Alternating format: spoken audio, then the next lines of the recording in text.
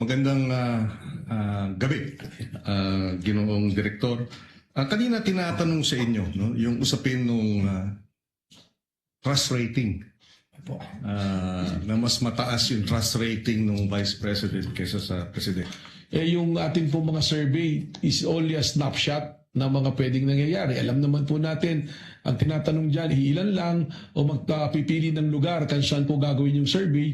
Hindi po natin pwede itong maging basihan sa pag-imbestiga sapagkat pagka ganyan po yung ating ginawa, magkakaroon po tayo ng problema sapagkat ang mangyayari sa atin dyan, yung tinitingnan pala natin ay yung numero. At without accusing anyone, alam naman natin there are surveys that can be manipulated po.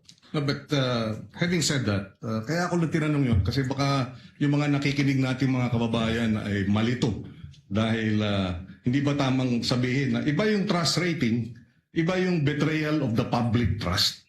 Tama po. Tama? Yung trust rating po ay base sa numero dahil sa survey.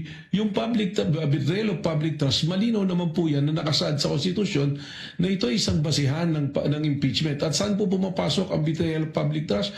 Pag meron ka pong ginawa na pag-violate, not necessarily criminal, hindi kailangan ng conviction, kundi sinasabi po, pag tinignan natin yung discussion po ng ating Constitutional Committee ng ginawa yan, binabanggit nga po dyan yung betrayal of public trust, yung hindi mo pagtupad sa yung oath of office, that will qualify as a betrayal of public trust. In other words, negative yung trust rating mo o 100% yung trust rating mo, base sa batas, base sa konstitusyon, pwede kang